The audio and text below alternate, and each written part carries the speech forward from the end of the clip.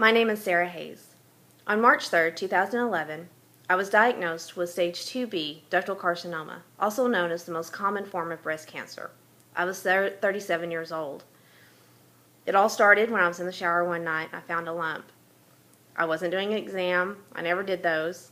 I didn't think I had a reason to. I didn't have any family history. I had no risk factors. I was young. Why would I need to be worried about that? But there it was, a lump. So I called my doctor. She checked it out and said, yeah, I think we need to figure out what's going on here. So she scheduled me for an ultrasound. The ultrasound led to a mammogram. The mammogram led to an ultrasound-guided biopsy. The results of the biopsy were devastating. I was the 1 in 8 women who are diagnosed with breast cancer in their lifetime. Didn't expect it to be me, never thought it would be, but then whoever does. So I suddenly had a whole lot of decisions to make.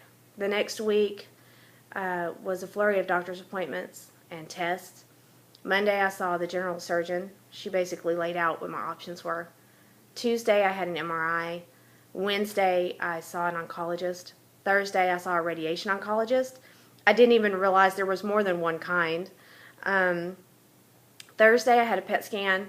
Friday I saw a plastic surgeon. Then I had to sit down and take a deep breath. I was scared. I was overwhelmed. I didn't know what to do. I had to make a decision. I basically had 3 options. One was a lumpectomy, and that is where they go in and take the tumor itself and the tissue immediately surrounding the tumor out and leave everything else intact. The second option was a mastectomy, which is where they go in and remove the tumor and all of the breast tissue of that breast, of the affected side. The third option was a bilateral mastectomy, which is where they go in and remove all of the breast tissue from both sides, removing both breasts completely. That was quite a range of options to go from taking a little bit to taking everything. And surprisingly, no matter which option I chose, it did not make a difference in my prognosis, which I didn't understand at the time. I understand that better now, that they have the information that they have to work with, and they do the best they can, but they cannot keep the cancer from coming back if it chooses to do so. So the choice was all about what I could live with, what was best for me. So I sat down and made the decision with the help and guidance of my family and my friends, and input from research and people I knew. So on April 7th, 2011, just 3 days after my 20th wedding anniversary and about a month after my initial diagnosis, I entered the hospital for an 8-hour-long surgery. The general surgeon came in. She performed a bilateral mastectomy. She also performed a lymph node dissection on the right side because tests showed that I had lymph node involvement, which was concerning. She also placed what they call a portocatheter, which is a device that they implant under the skin and thread it into a vein that runs down into your heart. This device allows them to take blood and administer medication to you without having to stick you with an IV every time. If you've ever had an IV, you know they're not fun, and so having the portocatheter placed made it easier, was going to make it easier for medications I was going to have on down the road. When she was done with that, she stepped aside and the plastic surgeon stepped in, and he placed tissue expanders in my chest filled with saline, and then sewed me up. I woke up from surgery with 4 drains. Drain tubes come out, or actually sewn to your skin, and they allow the fluid that builds up when you have a massive trauma like that from swelling, to keep you from swelling. These drains allow that fluid to come out of your body and away. They're cumbersome and not real comfortable. But over the next 2 weeks, they came out one at a time. I healed slowly. The bandages came off. and I had about a month to heal.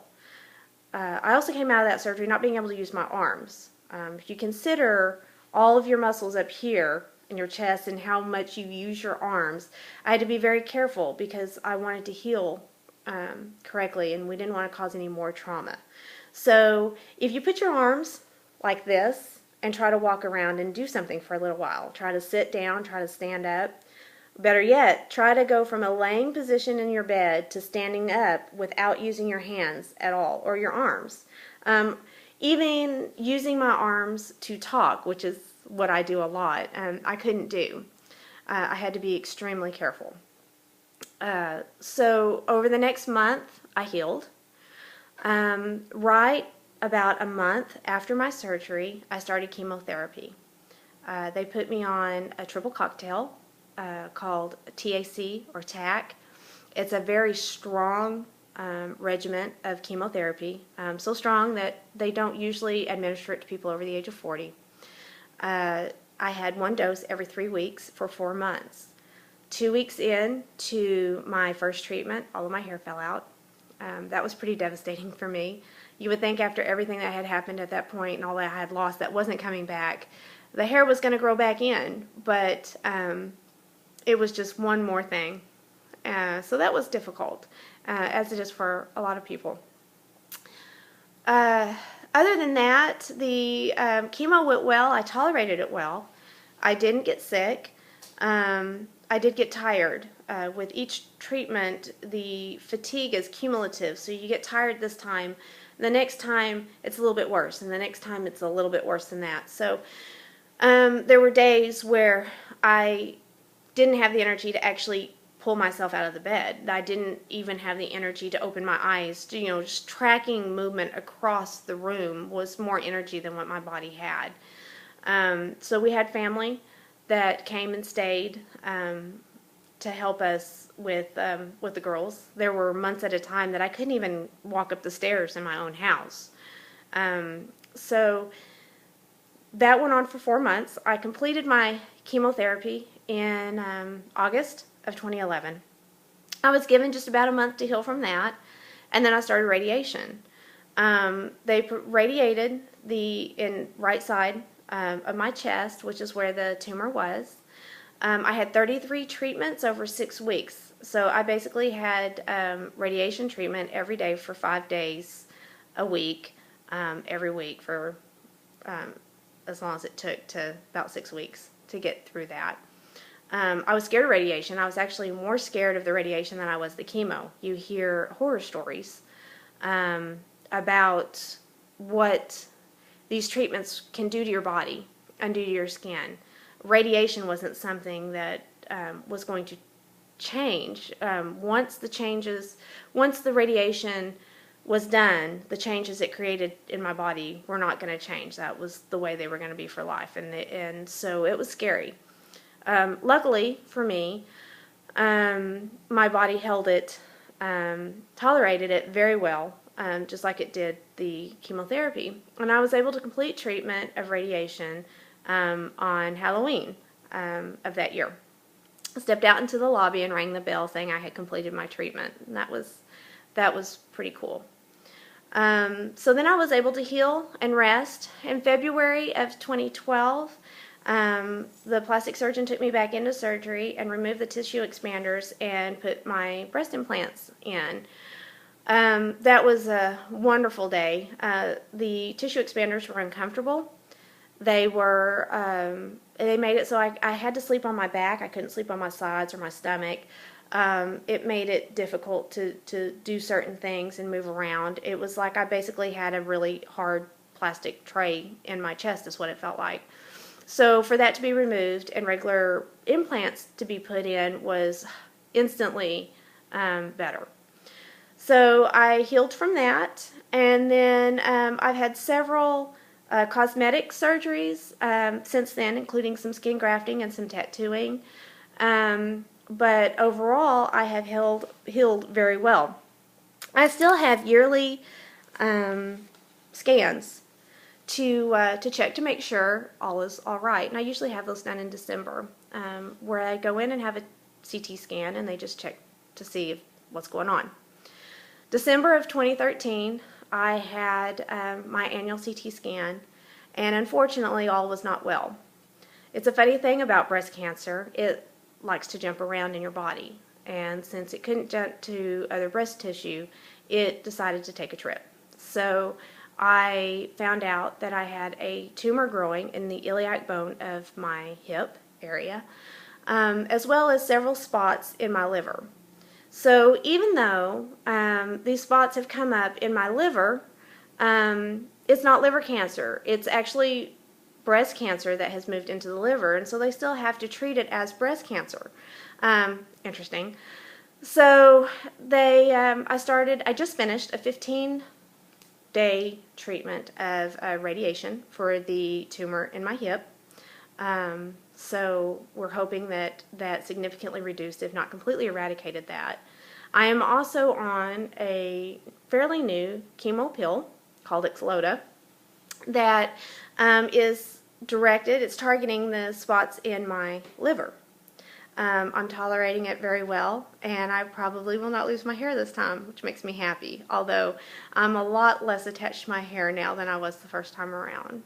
So it's been a journey for sure. The CT scan in December was devastating because little fact about cancer is that once it decides to come back, it's considered incurable. It may go into remission. It may not come back for years once I get these spots treated, but it might. Once cancer has moved or jumped to another spot in the body, it's metastasized.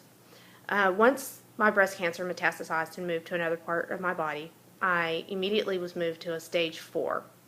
Now, I'm not typically what you think of when you think of a stage 4 cancer patient, but I am the face of more and more stage 4 cancer patients, and the reason that is because there is so much awareness and research and money being focused on breast cancer that they have made huge strides. So whereas one time stage 4 was considered end of fighting, end of life stage for most cancer patients, today it's more viewed as a chronic condition that has to be maintained and monitored over the rest of my life.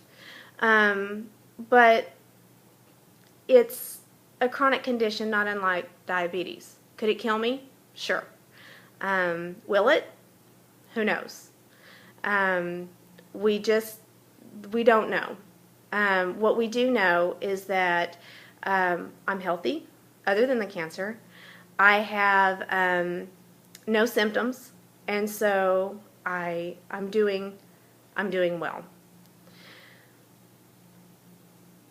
No one knows what tomorrow brings.